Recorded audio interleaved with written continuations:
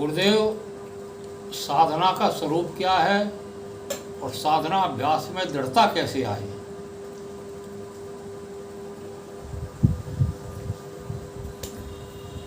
साधना बिना साधन के नहीं हो पाती है,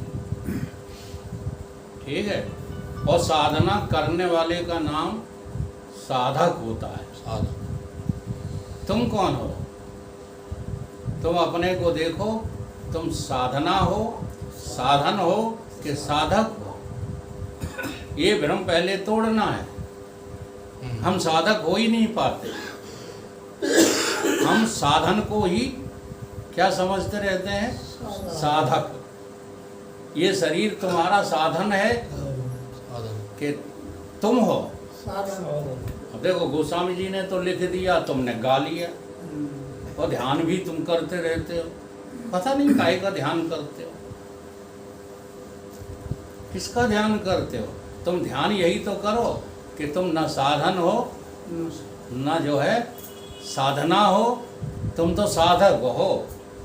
साधक, साधना और साधन ये तुम्हारे दोनों उपकरण हैं, साधना भी और साधन भी। बड़े भाग्य मानुष तन पावा, साधन धाम। क्या मिला है तुमको? ये साधन मिला है, धाम मिला है, दरवाजा मिला है। और यही तो तीनों शरीर हैं तुम्हारे साधन। अब तुम शरीरों को क्या समझ बैठे? साधक। जब तुम साधना प्रारंभ करते हो उस समय तुम्हारा निश्चय क्या है? तुम शरीर हो या चेतन? पहले आप जो है निश्चय बदलिए। इसलिए भगवान ने गीता में ये भी कह दिया है, जो शात्मका बुद्धि एका ही कुरनंदना। तुम बहुशाखा वाली बुद्धि लिए फिरते रहते हो। हाँ, हम नहीं होंगे तो घर के काम नहीं चलेंगे। आग लगा देना घर के कामों में, अगर तुम्हारे ही बिना रह रहे हैं। अच्छा, ये कभी सोचना चालू करते हो कि नहीं? जैसे इसी समय तुम्हारी मृत्यु हो जाए तो घर के काम कौन करेगा? बंद हो जाएंगे कि चलेंगे? तो सच्चा साधक कौन है? काम करना मना नहीं कह रहा हूं मैं, विचार करना नहीं, कुछ का कुछ अर्थ मेरी वाणी का लगा लो। काम करते रहो, लेकिन तुम नहीं करते हो, ये विचार करो। वो तो काम प्रकृति क्रियामाणान गुण कर्म सर्वस्य, ये प्रकृति अपने आप तुमसे करा ले।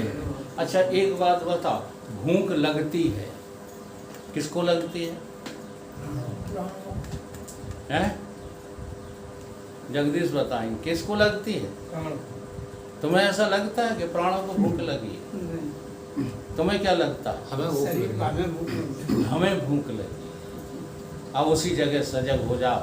प्राणों को भूख लगी है तो प्राण जो है इतने सक्रिय हो जाएंगे कि वो अपनी व्यवस्था अपने आप कर लेंगे। तुम तो केवल दृष्टा बन जाओ।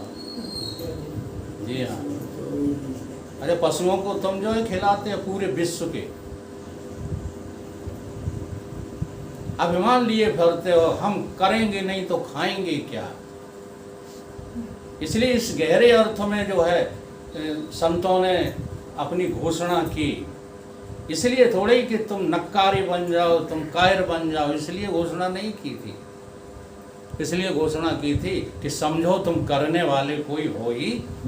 अजगर करे न चाकरी, पंछी करे न काम, दास मलूका कह गए। वो करा लेगा भैया।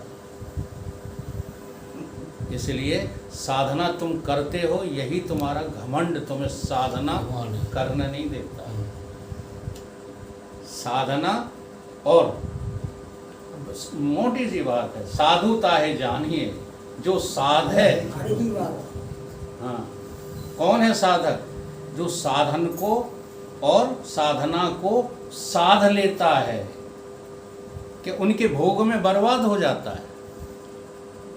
जो तुम्हें साधन मिला था भगवत प्राप्ति के लिए, ईमानदारी से बताओ बुढ़े बुढ़े लोगों सभी, तुमने अपना जीवन बर्बाद कर लिया कि नहीं? अब इसका प्रायश्चित होता है किसी को? बस संसार के भोगों में लगे रहो, और कर्म करते रहो, ध्यान करते रहो, चर्चाएं करते रहो, नरक को चले जाओगे। इन सच्ची सच्ची बातों का पालन करो जिंदगी में। तुम केवल साधक हो। ये साधनाएं और साधन तुम्हारे ही ईश्वर ने तुमको गिफ्ट में दिए हैं। किस लिए? कि जल्दी से बेटा तुम मेरी गोद में आ जाओ। इसलिए अब अपनी समझ में आया है। शास्त्र की मैं शास्त्र के विरोध में एक शब्द नहीं बोलता हूँ। बड़े बड़े विद्वानों को चैलेंज है भिंड में, यदि वो शास्त्र के विरोध मेरी एक बात भी बता दें, मनोमुखी बातें करने लगो आकर के, तो बात अलग है। नहीं, चाहे तुम ज्ञान की बात करो, चाहे ध्यान की करो, चाहे भक्ति की करो, गुरुदेव का ऐसा हमारे ऊपर अनुकंपा का हाथ है कि वो सारी बातें स्पष्ट निकलती हैं, शास्त्र वेद सम्मत निकलती है। थोड़ा थोड़ा मैं पुराणों की कथाओं को सुनने के लिए इसलिए रोका करता हूँ कि पुराण जो है वो इतने उलझे हुए जो है लिखे गए हैं कि वो तुम्हें एकदम क्लियर नहीं होंगे, बल्कि उनकी बातें जो है यदि समझाएंगे तो तुम विरोधाभास पालोगे। तुम ये कहने लगोगे कि हमें एक आदमी ऐसा भी मिला जो अपने पुराणों का विरोधी है। इसलिए पौराणिक कथाओं के पक्ष में हम कम रहते हैं। आज 12 बाट नहीं हुए हो आप लोग? जो भागवत यदा कदा, हाँ, कलयुग के प्रारंभ में राजा परीक्षित ने सुनी थी, ढंग से बता रहा हूँ, क्योंकि भागवत सुनने के बाद मुक्त हो ही जाना है। 13 और 14 और 15 बोरी की पांत नहीं करना। हाँ जी, तो आज भागवत एक तमाशा बना रखा है, तमाशा नहीं है। तुम साधक हो। किसके साधक हो? प्रभु को साधने के साधक हो। तुम जगत की जो है वासना और कामनाओं को बटोरने की साधना मत करो। हे प्रभु, हैं वो बातें भी हैं, क्योंकि जब तक तुम्हारी समझ में नहीं आएगी तब तक जो है कामनाएं बनी रहेंगी। तुम सकाम भक्त बने रहोगे प्रभु के। और सकाम भक्त होने का अर्थ क्या है? साफ साफ गीता में भगवान कह रहे हैं वो मुझे नहीं पाता। सकामी कभी भगवान को नहीं पाता है, बल्कि क्या पाता है कि जो कामना किए हो उसी का फल मिल जाए। इसमें राजी हो तो लगे रहो।